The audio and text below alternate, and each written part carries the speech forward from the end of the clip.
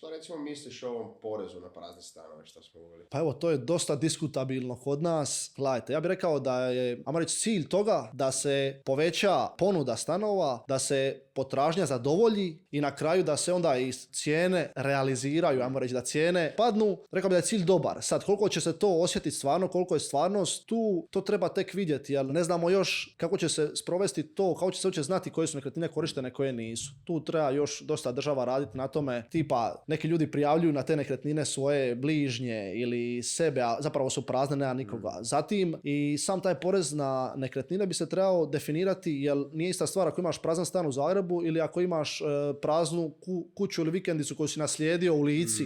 Tako da treba se dosta tu regulirati te stvari kako ne bi patili ljudi koji uopće nije da imaju viška nekretnina, nego su nešto naslijedili i sada na to moraju plaćati porez. Ali evo, ja vjerujem i nadam se da će taj porez na prazne stanove stvarno staviti u ponudu neke od stanova koji su prazni, tako da bi se povećala ponuda stanova, zadovoljila potražnja i na kraju regulirale cijene.